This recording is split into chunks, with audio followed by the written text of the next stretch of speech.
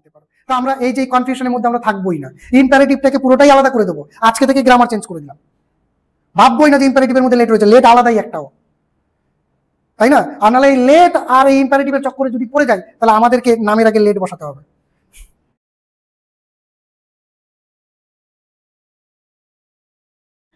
দেখো ছোট্ট একটা প্যাসেজ দেওয়া হয়েছে, যেটাকে আমরা কি করব এখন, বাংলা থেকে ইংরেজিতে ট্রান্সলেশন করব।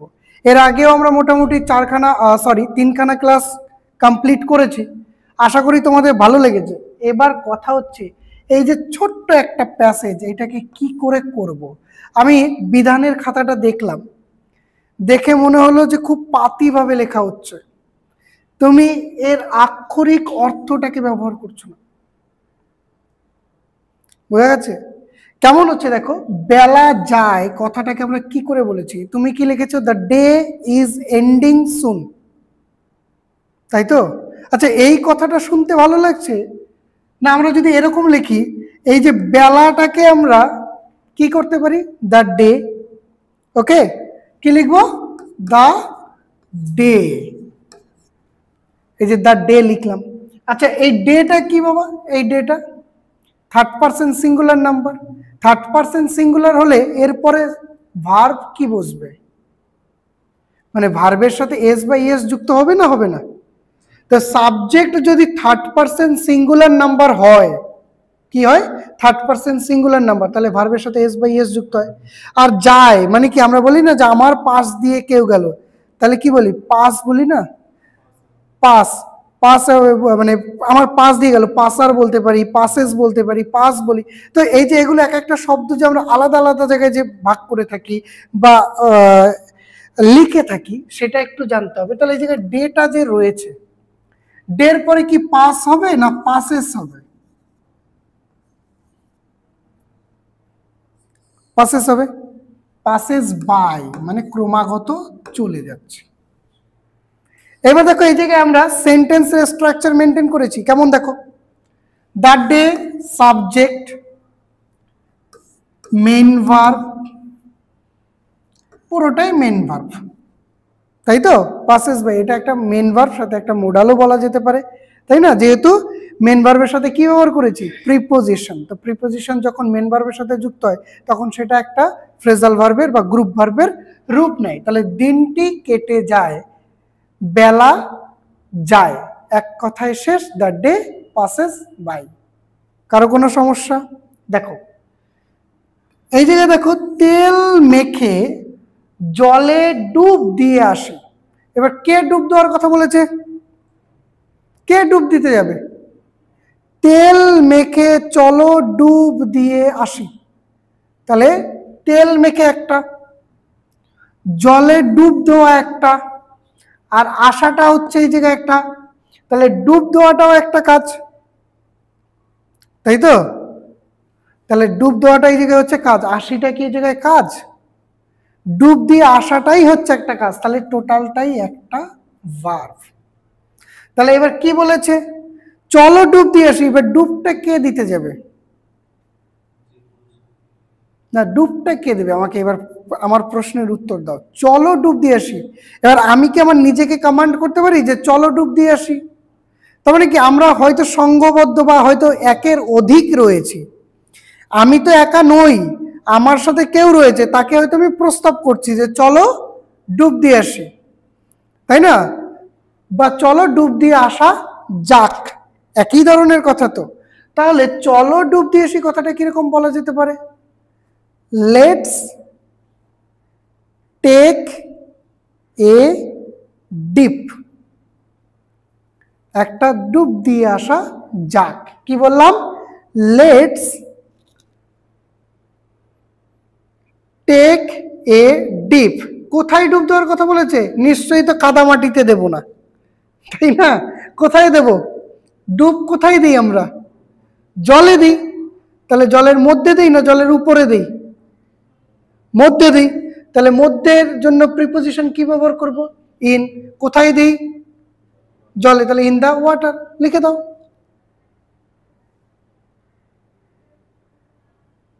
তাহলে let's take a dip in the water. কঠিন কিছু মনে হলো? তাহলে কি বললাম, চলো ডুব দিয়ে আসি। তাহলে কি ইংরেজিতে আমরা কিভাবে লিখবো, যে চলো ডুব দেওয়া যাক। তাহলে let's take a deep.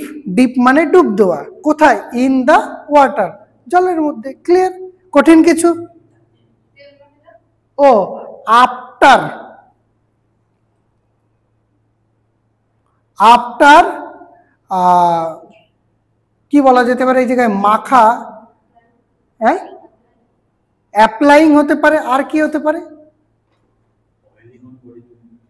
Oiling মানে তেল মাখা, তাই তো? তুমি ওটাকে পার্টিসিপেল করে দিচ্ছ, সেটাও হতে পারে। আর কি হতে পারে?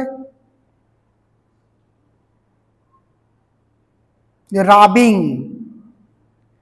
রাবিং বলি না আমরা? রাবিং কথাটা আরো ভালো করে মনে রাখতে পারি।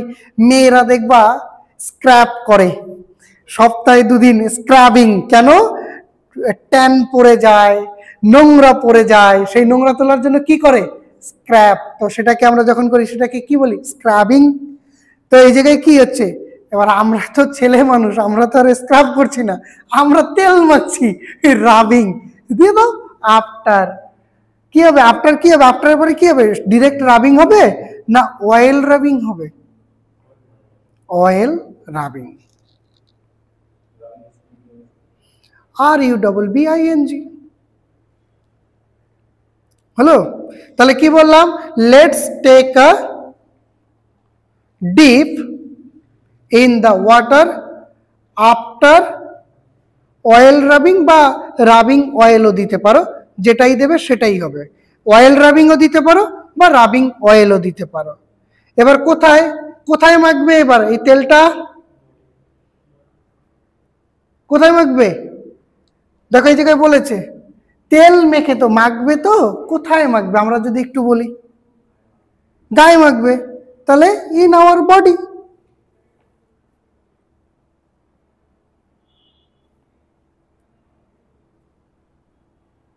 তাই না? তাহলে এবার ব্যাপারটা কিরকম হয়ে গেল, যে let's take a dip in the water after oil rubbing বা রাবিং অয়েল যেটাই দাও, কোথায়? In our body. হলো? কোনো সমস্যা নেই। আবার এই জায়গায় তোমরা টুও দিতে পারো, টু আওয়ার বডি, আমাদের শরীরে তে, সেই ক্ষেত্রেও ভুল হবে না। এবার কি বলা হয়েছে? তারপরে খেলা হবে। তারপরে কি হবে? খেলা হবে। যারা গ্রামে একেবারে জন্ম নিয়েছে তারা ভালো করেই জানে যে গ্রামে স্নান করতে যাওয়াটাও একটা বিশাল বড় মজাদার ব্যাপার। নদীর পাড়ে শীতের দিনে গিয়ে আগে 2 ঘন্টা বালিতে গিয়ে আগে টান টান হয়, তারপরে তেল মাখবে, তারপর হাইরে ডুব। কে বলে পানিকুড়ির মতন, পানিকুড়ি যে মানে তোমাদের এই এক ধরনের পাখি হয় না যেগুলো শুধু পানকৌড়ি, যেটাকে যাই হোক, তো সেগুলো যে ডুব পারে, ওইরকমই ডুব পারে। আগে ওই বালি দিয়ে খেলবে, ঘর তৈরি করবে, অমুক করবে, তমুক করবে, তারপর তেল মাখবে, তারপর স্নান করবে। আর একেবারে আসার সময় শরীরের মানে যে টোন থাকে, সেই টোনের উপরে একটা স্যাঁতস্যাঁতা ভাব চলে আসে, মানে এতটাই ডুবোতে পছন্দ করে। তো ওইরকম এই জায়গায় তারপরে খেলা হবে। তাহলে এবার খেলা হবে, তাহলে তারপর ইংরেজি আমরা এই জায়গায় কি বলতে পারি? দেন বলতে পারি, আফটার দ্যাট বলতে পারি, বা শুধু আফটারও বলতে পারি। তাহলে আমরা কি বলবো? দেন বলবো না আফটার দ্যাট বলবো না আফটার বলবো? কোনটা বলবো বলো? কোনটা বললে তোমাদের ভালো লাগে সেটা দিয়েই বলছি। আফটার দ্যাট বলি, তারপরে কি হবে? After that. এবার কি হবে? খেলা হবে। খেলাটা কি করে হবে? আমরা যদি না খেলি, সোজা কথা বুঝো, আমরাই তো খেলবো। এই জায়গাতে খেলা হবে কথাটা কে বলেছে? নিশ্চয় আমিই তো বলছি, তার মানে কি আমি নিজেই তো খেলবো। তাহলে আমরা যদি এটা অ্যাক্টিভ ভয়েসে লিখি তাহলে কিভাবে লিখবো? উই উইল না উই শ্যাল, কোনটা দেবে? আচ্ছা, উইল আমি কেন ব্যবহার করবো আর শ্যাল কেন ব্যবহার করবো বলো? দুটোই সঠিক। কনফার্ম বলতে কি না আমি করবই, এরকম একটা ব্যাপার। আর অ্যাজ ইউজুয়াল আমরা কি ব্যবহার করতে পারি? শ্যাল ব্যবহার করতে পারি। তাহলে আমরা কোনটা দেবে? যেটা দেবে সেটাই হবে এই জায়গায়। আমরা যদি শ্যাল ব্যবহার করি তাহলে আমরা সাধারণত স্নান করতে গিয়ে যেমন খেলি তেমনটাই খেলবো। আর যদি বলা হয় যে না অনেক মজা করে খেলবো বা বিশেষ করে খেলাটাকে বোঝাচ্ছে, তাহলে আমরা উইল বসাতে পারি। তাহলে কি বলবো? আফটার দ্যাট উই কি দিয়েছো? শ্যাল না উইল দিয়েছো? উইল। তাহলে আফটার দ্যাট উই উইল কি হবে? প্লে। কি হবে? প্লে হবে। তো কঠিন কিছু? তারপর খেলা হবে, মানে আমরাই তো খেলবো, মেটে গেল। একা একা খেলা যায় না, তাহলে একা একা খেলা যায় না, তো খেলাটাকে যদি আমরা ইহা ধরে নিই তাহলে ইংরেজিতে কি হবে? ইট, তাই না? তাহলে it can't play, it can't play কেন হলো? খেলাটাকে আমি ইহা ধরে নিলাম। আর পারা যায় না, তাহলে কি? কান্ট প্লে, তাই তো? তাহলে কান্ট বললাম, পারা যায় না। এবার খেলাটা, তাহলে ইট কান্ট প্লে অ্যালোন। একা একা কি খেলা যায়? একা একা খেলা যায় না। তাহলে কি করে হবে বলো? Game, the game, the play হতেও পারে, যাই হোক, the game play, sorry, they play can not be alone. হ্যাঁ, তাও হবে, তুমি প্যাসিভে করেছো, তাই তো? আর আমি কি করেছি? আমি অ্যাক্টিভে করেছি, এইটুকুই পার্থক্য। আমি কি বলেছি? ইট ক্যান নট প্লে, সোজা কথা। It can not play alone, এটা একা একা খেলা যায় না। আর তুমি কি বললে?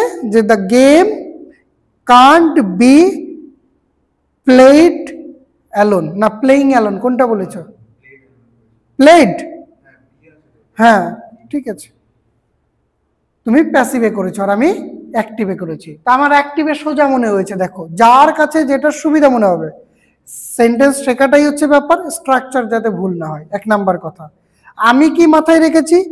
ইট মানে সাবজেক্ট, ক্যান হচ্ছে এই জায়গায় হেল্পিং ভার্ব, আর নট তো আনতে হবে না, তাই ক্যান নট প্লে খেলাটা।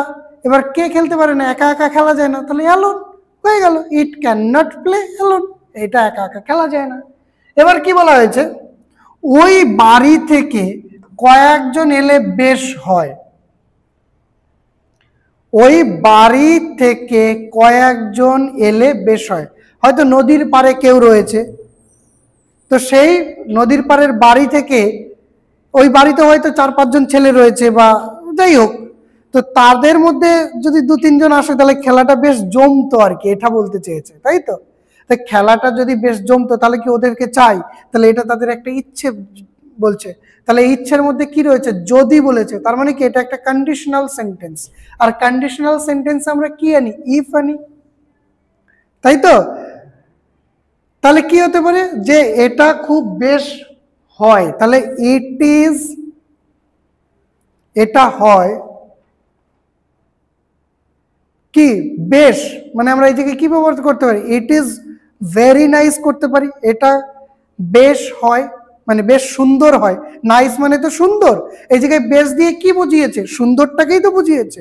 তাহলে ইট ইজ ভেরি নাইস, এটা বেশ হয়।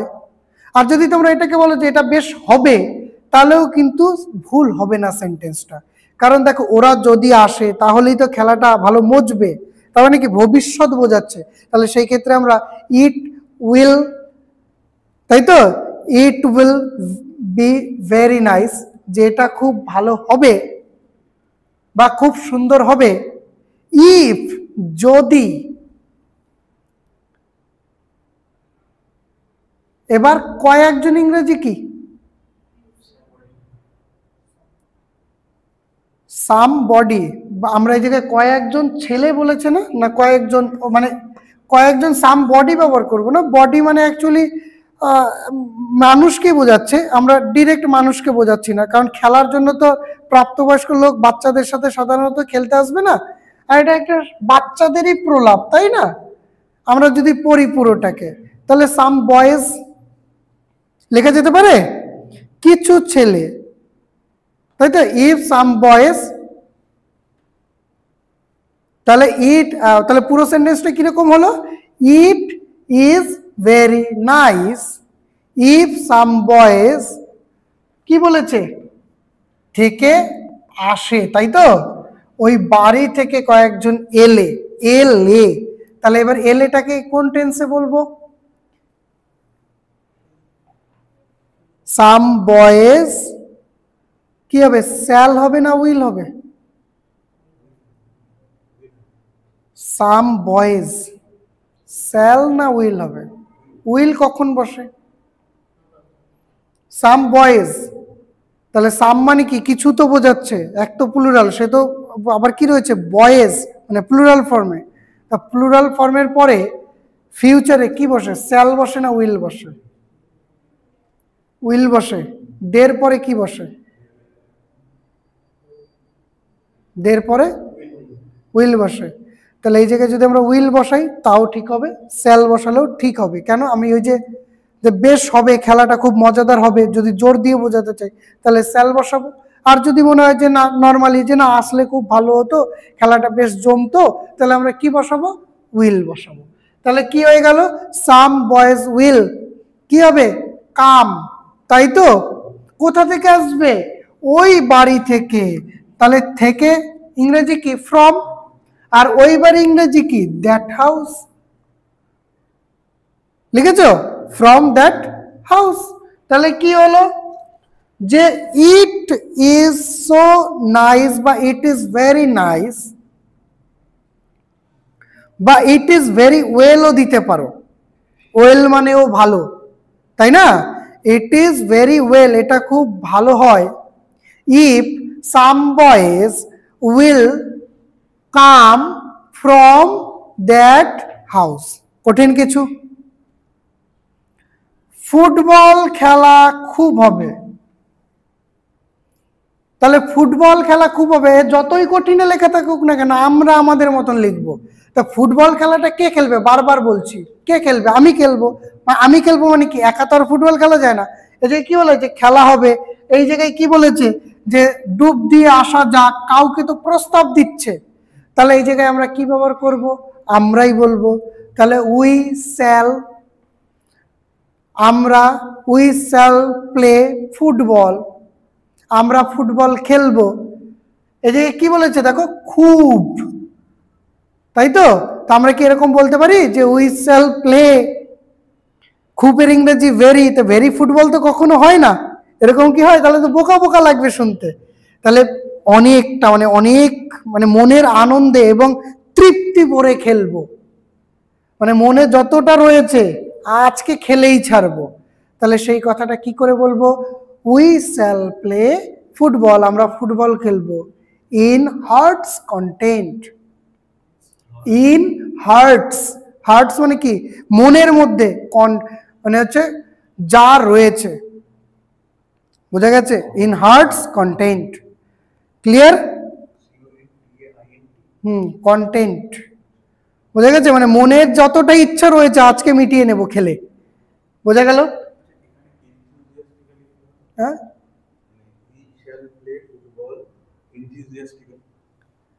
তুমি কি বোঝাতে চাই? মানে এই যে খুব যেটা বলছে, ওটা তো বললে না হার্টস কন্টেন্ট, তাহলে বলছে ওটা এনথুজিয়াস্টিক্যালি হবে। হ্যাঁ, কেন হবে না, অবশ্যই হবে।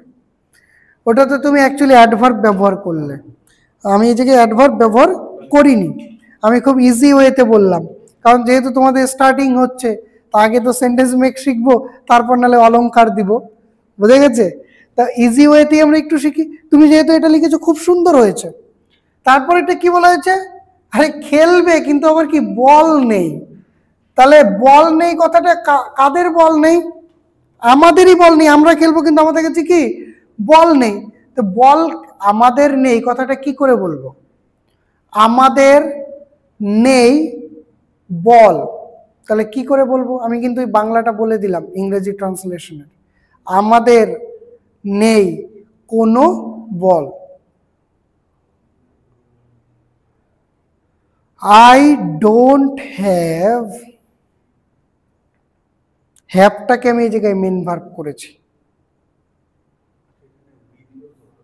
সরি আই কেন বলছি, সরি সরি উই হবে, উই ডোন্ট হ্যাভ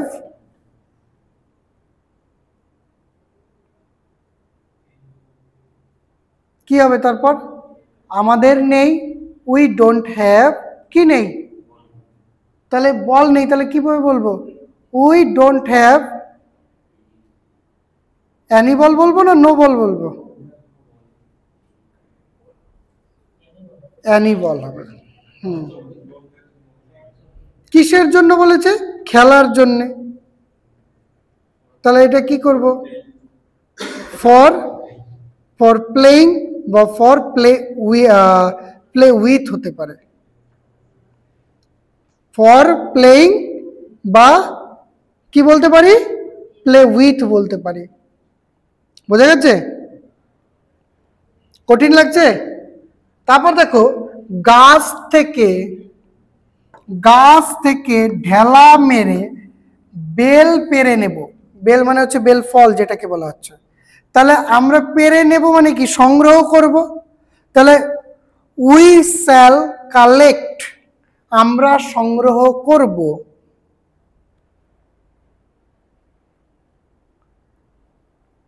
কি সংগ্রহ করব?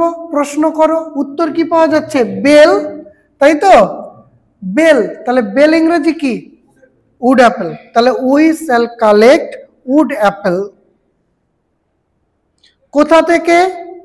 এই দেখো, গাছ থেকে। তাহলে ফ্রম ট্রি বা ফ্রম দা ট্রি, যেটা দেবে।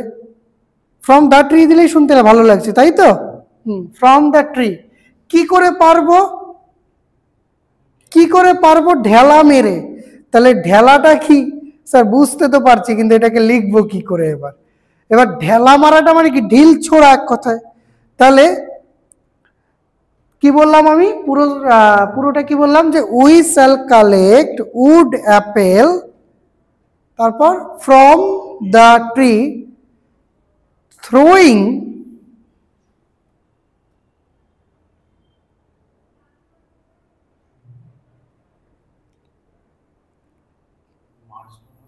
থ্রোয়িং মার্টস বলবো না, এই জায়গায় আমরা থ্রোয়িং, যদি পাথর থাকতো তাহলে তো স্টোন ব্যবহার করতে পারতাম, কিন্তু মাটির ঢেলা বলেছে। তাহলে থ্রোয়িং রাউন্ডিশ, আমি বলে দিচ্ছি, এটা একটা আমি ফ্রেজ ব্যবহার করছি, রাউন্ডিশ। বুঝলাম না। রাউন্ডিশ মানে হচ্ছে গোলাকার বলছি আমি এই জায়গায় আর কি। গোলাকার মানে ঢেলা তো সাধারণত মাটির ঢেলা আমরা একটু গোল দেখেই দেখি। এবার হ্যাঁ, মাটির ঢেলা কি বোঝাচ্ছে? এবার রাউন্ডিশ মানে গোলাকার। এ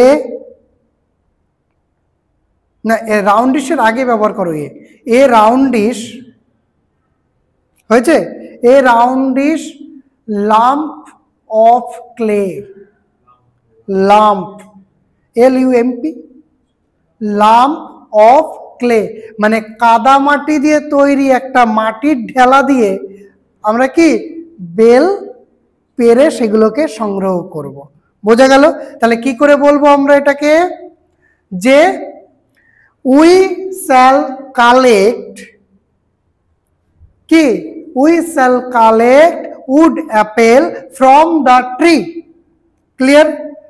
ফ্রম দ্য ট্রি। এবার গাছ থেকে তো হয়ে গেল। এবার কি করে? থ্রোয়িং এ রাউন্ডিশ, তারপর কি বলেছি? রাউন্ডিশ লাম্প অফ ক্লে। কঠিন কিছু? হ্যাঁ, বাই থ্রোয়িং, হ্যাঁ তাও হবে, কঠিন কিছু নয়। আমি জাস্ট থ্রোয়িং বলে দিয়েছি, হয়ে গেছে। হ্যাঁ, পার্টিসিপেল দিয়ে করে দিয়েছি আমি। এবার দেখো, এই জায়গায় লাম্প মানে হচ্ছে যে দলা বলা হচ্ছে, আর ক্লে মানে হচ্ছে কাদামাটি, আর রাউন্ডিশ মানে গোলাকার। ব্যাস হয়ে গেল। এবার বলছে তেলিপাড়া মাঠে গিয়ে খেলা হবে। তাহলে আমরা খেলবো কোথায়? তেলিপাড়া মাঠে। তাহলে ওই একই কথা, উই শ্যাল প্লে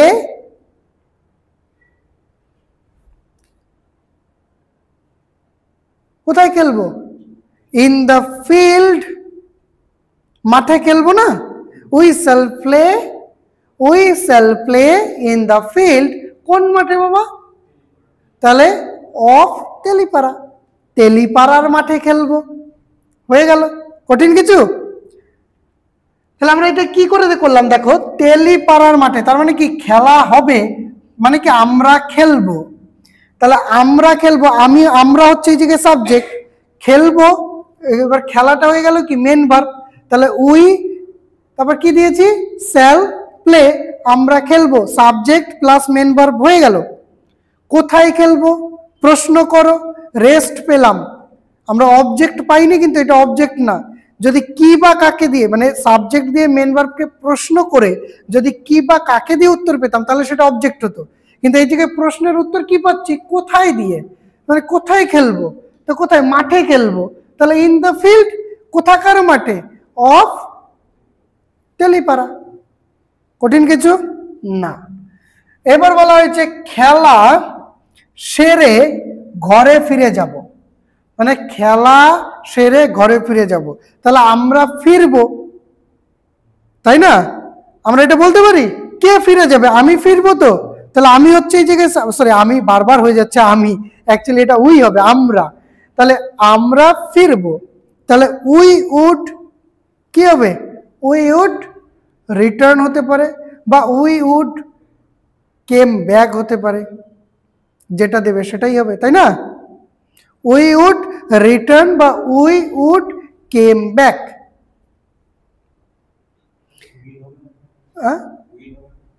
মানে এইটা তো বলছে যে না আমাকে তো ফিরতেই হবে, আমাকে তো বাড়ি ফিরতেই হবে দিনের শেষে, তাই না? তাই আমরা এই জায়গায় উড ব্যবহার করছি। দ্বিতীয়ত ফিরবো, ও তো ভবিষ্যতের কথা বলছে, আবার সেটাকে জোর দিয়েও বলছে ফিরতে তো তাকে হবেই, কাজটা তো ওই জায়গায় ও শেষ করে দেবে, ফেরার পরে তার কোনো কাজ নেই।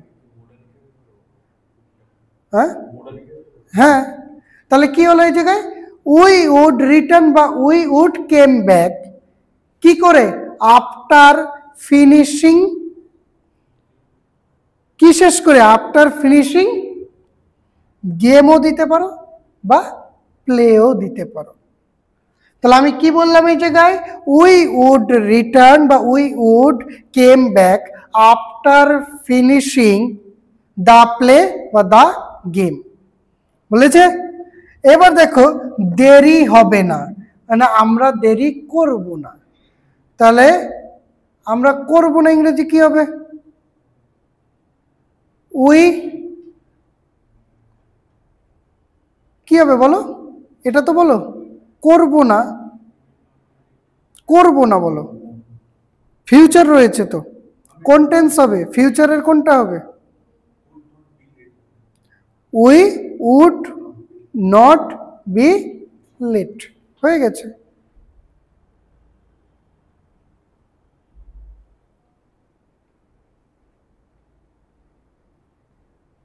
আবার এই কথাটাকে আমরা এইভাবে বলতে পারি যে তাড়াতাড়ি ফিরবো, খেলার শেষে তাড়াতাড়ি ফিরে আসবো, তাহলে কি করে বলবে,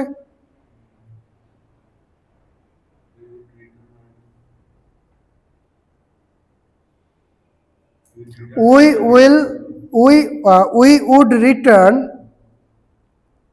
আমরা ফিরবো, অ্যাজ সুন অ্যাজ ফাস্ট, যত শীঘ্রই পারি তত শীঘ্রই ফিরবো। তো এই কথাটাকে যতই এই জায়গায় আমরা কি লিখলাম, উই উড, তারপর কি নট বি লেট, এই কথাটা না লিখে তো ওটাও লিখতে পারতাম, সেন্টেন্সের মিনিংটা কি আলাদা কিছু হতো, আমাদের তো এই জায়গায় আক্ষরিক অর্থটা আমরা শুধু বসালে তো হবে না, আমাদেরকে ওর মানেটা বুঝে ওর আন্তরিক দৃষ্টিতে যেটা বলা হয়েছে সেটাও লেখা যেতেই পারে। সেন্স তো আমি আলাদা করছি না যে না খেলা শেষে মা তাড়াতাড়ি ফিরবো, আমরা খেলতে গেলেও তো বলি এই কখন ফিরবি রে বাবা জিজ্ঞাসা করে, তখন আমরা কি বলি যে না খুব তাড়াতাড়ি ফিরবো। তাহলে এবার দেখো পুরোটার বাংলা যদি আমরা একটু সরি বেঙ্গলি টু ইংলিশ যদি আমরা একটু ট্রান্সলেট করি তাহলে কি পাবো, বেলা যায়, দ্য ডে পাসেস বাই, তেল মেখে জলে ডুব দিয়ে আসি, তাহলে কি হলো, let's take a dip in the water, তাই তো, after rubbing oil in our body, হয়ে গেছে। তারপর কি বলা হয়েছে, তারপরে খেলা হবে, আফটার দ্যাট উই উইল বা উই শ্যাল, যেটাই দেবে সেটাই হবে, তাহলে উই উইল বা উই শ্যাল কি হবে, প্লে, তাই তো। তারপর কি বলা হয়েছে, একা একা খেলা যায় না, it can't, it can't play alone. Complete. ওই বাড়ি থেকে কয়েকজন এলে বেশ হয়। তাহলে ইট ইজ সো নাইস বা ইট ইজ ভেরি নাইস বা ইট ইজ সো ওয়েল বা ইট ইজ ভেরি ওয়েল, যেটাই দেবে।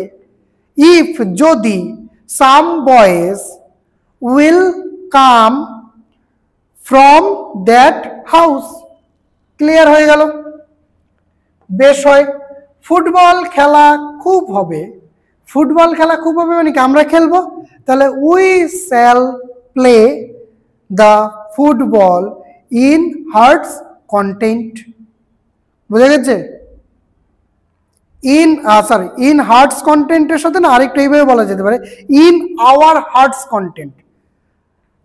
একটু লিখে নাও, ইন আওয়ার হার্টস কন্টেন্ট। শুনতে আরো একটু ভালো লাগছে, তাই না? আমাদের মধ্যে যত ইচ্ছা রয়েছে, মানে যা তৃপ্তি মিটিয়ে আজকে খেলবো। তারপরে কি বলা হয়েছে? বল নেই। বল নেই মানে কি? উই ডোন্ট হ্যাভ এনি বল। কিসের জন্য? ফর কি? ফর প্লেইং দিতে পারো বা ফর প্লে উইথ দিতে পারো। তারপরে কি বলা হয়েছে? গাছ থেকে ঢেলা মেরে বেল পেরে নেব। তাহলে we shall collect wood apple from the tree. তাই তো? কি করে? Throwing a roundish lump of clay. Clear? Telipara মাঠে গিয়ে খেলা হবে। তাহলে we shall play in the field. কোন মাঠে? অফ তেলিপাড়া। খেলা সেরে ঘরে ফিরে যাব। তাহলে উই উড রিটার্ন বা উই উড কেম ব্যাক। কোথায় ফিরবো? Home. Came back home after finishing the play. বুঝে গেছে? দেরি হবে না। We would not be late. শেষ। কঠিন কিছু মনে হলো? একটু ইমপ্রুভ হচ্ছে? আচ্ছা, এর আগের ক্লাসগুলো যে হতো সেই ক্লাসের থেকে কি এই জায়গায় একটু সময়টা বেশি পাচ্ছ? এইটা হচ্ছে সব থেকে বড় ব্যাপার। মানে বুঝতে পারছো কিনা যে না স্যার ওই জায়গায় কিছু কনফিউশন থাকতো। এখানে যদি এই সেন্টেন্সগুলোর মধ্যে তোমাদের কোনো জায়গায় কোনো কনফিউশন থেকে থাকে বাবু, বলতে পারো যে স্যার এই জায়গাটায় সমস্যা আমার এখনো থেকে গেছে। হ্যাঁ, একা একা খেলা যায় না, এটা কোন টেন্স রয়েছে? কে বলতে পারে দেখি? এটা কি ধরনের কথা? হ্যাঁ, একা একা খেলা যায় না, তাহলে এটা কি হবে বিধান? প্রেজেন্টেই রয়েছে না, সোজা কথা। হ্যাঁ, তো আমরা হ্যাবিচুয়াল টু কথা কোনগুলোতে বলে থাকি? যেগুলো সবসময় হয়, মানে বর্তমানেই হয়ে থাকে, সচরাচর করে থাকি। সে দিনে হয়তো 10 বার করতে পারি বা প্রত্যেক দিন একবার করেও করে থাকি। মানে এক কথা হচ্ছে হ্যাবিচুয়াল মানে হচ্ছে অভ্যেসগত কথাগুলো। একা একা সাধারণত খেলা যায় না। ক্রিকেট তুমি একা খেলতে পারবে না, কিন্তু মাঠে তো তুমি ডেলি যাও খেলতে, তাই না? তুমি ফুটবল কি একা একা খেলতে পারবে? পারবে না। ক্যারাম একা একা খেলতে পারবে? পারবে না। দাবা একা খেলতে পারবে? পারবে না। তাস একা খেলতে পারবে? পারবে না। তো কোনো খেলাই তো একা খেলতে পারছে না সাধারণত, একমাত্র ভিডিও গেম ছাড়া। তাই না? তাহলে এটা সাধারণত কি হচ্ছে? কোন ধরনের কথা? প্রেজেন্ট হ্যাবিচুয়াল টু কথা, এগুলো অভ্যেসগত কথা বোঝাচ্ছে। আর কারো কোনো প্রশ্ন তোমাদের নেই? বুঝে গেছো? যাক, তাহলে আমি সার্থক। এবার আজকে আমরা কিছু টেন্স দেখব। যে সমস্যাগুলো তোমার হচ্ছে সেটা একটু দেখতে হবে। বিধান স্যাটিসফাইড অ্যান্সারে, ট্রান্সলেশনে কোনো কোয়েশ্চেন যে স্যার এটা এরকম হতে পারতো? হতেই পারে, তোমার মনেও আসতে পারে, তোমাদের সবার মনে ওই প্রশ্ন আসতে পারে, স্যার এটা কি এরকম হতে পারতো না? স্যার এটাকে এইভাবে লিখলে কেমন হতো? এরকম কোনো অপশন যদি তোমাদের জানা থাকে বা তোমরা যদি ভেবে থাকো তাহলে বলতে পারো। আমি একটু নিজেও ভেবে দেখি, না জানা থাকলে আমি নিজেও জেনে নেব সেটা কি আছে। বলো। নেই? সোজা মনে হয়েছে? আমি একদম পাতি ইংরেজিতে ব্যবহার করেছি, আমি অ্যাডভার্বও বেশি ব্যবহার করিনি, অ্যাডজেক্টিভ হয়তো 2 জায়গায় ব্যবহার করেছি বা 3 জায়গায়, এরকমই। বাকি দেখো সব সেন্টেন্সগুলো এরকমই হয়েছে, subject plus main verb plus object রয়েছে, কোথাও বা এরকম রয়েছে subject plus helping verb plus main verb plus rest রয়েছে, এছাড়া আর কিছু নেই। দেখো প্রত্যেকটা সেন্টেন্স, এই জায়গায় দেখো বেলা যায়, সাবজেক্ট প্লাস মেন ভার্ব রেখে দিয়েছি। এই জায়গায় কি সাবজেক্ট, এই জায়গায় কি রয়েছে লেটস।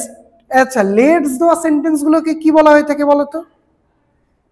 লেটস যুক্ত সেন্টেন্স গুলোকে কি ধরনের সেন্টেন্স বলে? একটা ভালো জিনিস মনে পড়েছে। না বাবু, ইম্পারেটিভ না। ইম্পারেটিভ কেমন হয়? ইম্পারেটিভ সেন্টেন্স মেন ভার্ব দিয়ে শুরু হয়, আর এটা লেটস দিয়ে শুরু হচ্ছে।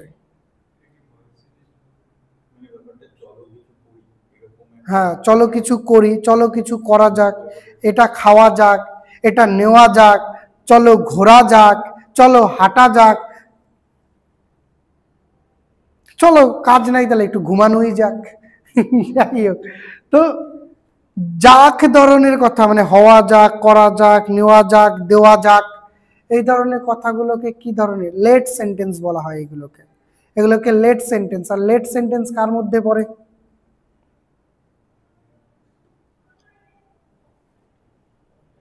অপটেটিভের মধ্যে পড়ে।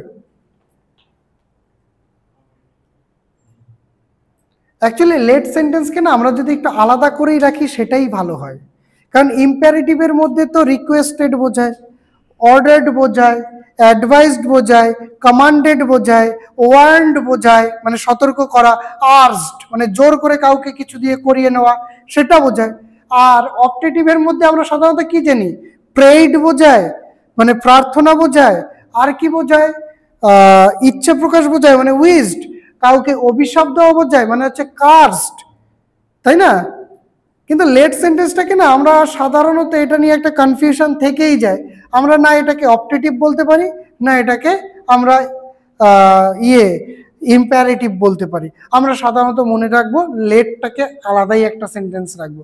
দেখো যদি আমরা ওই কনফিউশনের মধ্যে ঢুকে যাই তাহলে হয়তো আমাদের মাথা গুলিয়ে যাবে, তো দরকার নেই, আমাকে শিখতে হবে যতটা ইজি ওয়েতে শিখতে পারছি, তারপরে চুলচেরা বিশ্লেষণ আমরা নাহলে পরে করব। বোঝা গেছে? এই হচ্ছে ব্যাপার। আর লেটস আমরা কখন ব্যবহার করি বলতো? লেট দিয়ে আমরা ভয়েস চেঞ্জ কখন করি?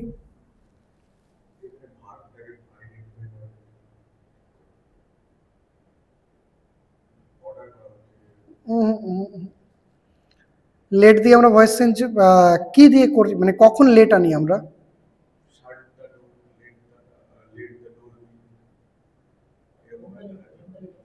ইম্পারেটিভ সেন্টেন্সের মধ্যে লেটটা পড়ে, কিন্তু লেটটা কিন্তু সম্পূর্ণ আলাদা। আবার লেট কিন্তু কখনো কখনো অ্যাক্টিভও হয়, লেট যে সর্বদা প্যাসিভে আসে এরকম কিন্তু কোনো মানে নেই, লেট কিন্তু আবার অ্যাক্টিভেও থাকে, সেটা জানো? এটা জানা নেই, লেট দিয়েও কিন্তু অ্যাক্টিভ হয়ে থাকে। স্যার এটা কেমন কথা বলে দিলেন, নতুন শুনলাম। এর পরের দিন আমি ওই ক্লাসটা নেব, যাতে লেটের যে কনফিউশনগুলো রয়েছে, অ্যাকচুয়ালি আমরা ধরেই নিতে পারি যে এই ধরনের সেন্টেন্সকে, লেট যুক্ত সেন্টেন্সকে আমরা ইম্পারেটিভ বলতে পারি, কিন্তু আমরা যদি মনে রাখি যে না ওই দরকারই নেই, লেটটাকে আমরা সর্বদা আলাদা করেই ধরে রাখবো, ইম্পারেটিভের মধ্যে আমরা ধরবো না। যেমন ধরো সেন্টেন্স সাধারণত কয় প্রকার হয়? Assertive, interrogative, imperative, optative, exclamatory. কিন্তু আমরা মনে রাখার জন্য আরো ইজি করে আরো দুটো ভাগ বাড়িয়ে নিতে পারি। কিরকম? একটা হচ্ছে অ্যাসার্টিভ। ইন্টারোগেটিভ 2 প্রকার, একটা হচ্ছে ইয়েস অর নো মানে with helping verb, with helping verb দিয়ে যে কোয়েশ্চেন গুলো করা হয়, আর একটা হচ্ছে উইথ WH ওয়ার্ড। তাহলে ওই জায়গা থেকে দুটো ভাঙলাম একটা, তারপরে কি নিলাম? একটা ইম্পারেটিভ। ইম্পারেটিভটাকে আমরা আবার ভেঙে একটাকে করে নিলাম লেট সেন্টেন্স, তারপর আর একটা কি করলাম? অপটেটিভ, আর তারপরে করলাম এক্সক্লামেটিভ। গুনে দেখো 7টা হয়েছে এবার। তাহলে দেখো মনে রাখতে সুবিধা হবে। ওই লেটকে স্যার এই জায়গায় কনফিউশন সর্বদা থেকেই যায়, রিকোয়েস্টেড ব্যবহার করছি, আবার ওই সেন্টেন্সে লেটও ব্যবহার করছি। তো লেটটা যেমন ধরো আমি যদি এই কথাটা বলি, তুমি যেমন কি বললে যে স্যার এটা তো যেমন ধরো শার্ট, কি বলে, শার্ট দা ডোর বললে। আচ্ছা এই কথাটা আমরা ছোটবেলায় প্রথমে কি শিখিয়েছি স্কুল টিচার, যে ইম্পারেটিভ সেন্টেন্স শুরু হয় মেন ভার্ব দিয়ে। স্যার মেন ভার্ব আছে, তাহলে এই জায়গায় অবজেক্ট কে রয়েছে, দা ডোর, তাহলে ইম্পারেটিভ সেন্টেন্সে তো সাবজেক্ট হয় না। তাহলে কি করতে হবে, এই ধরনের সেন্টেন্স করতে গেলে একটা নিয়ম হচ্ছে লেট আনতে হবে, তারপর কি আনতে হবে, এই অবজেক্টটাকে নিতে হবে। তাহলে কি হলো, দা ডোর, তারপর এই লেটের জন্য কি আনতে হবে, একটা বি আনতে হবে। তারপর কি শার্টের পাস্ট কি হয়, সরি শার্টের V3 শার্টই হয় না। আচ্ছা এইভাবে সেন্টেন্সটা তো স্যার ঠিক। আচ্ছা আমি যদি এটাকে ইউ আর অর্ডারড টু দিয়ে যদি করি, ভুল হবে কি, you are ordered to shirt the door. আচ্ছা অর্ডার দিয়ে করলাম, আমি যদি এটা টোল্ড দিয়ে করি, ইউ আর টোল্ড টু, ভুল হবে কি, ইউ আর টোল্ড টু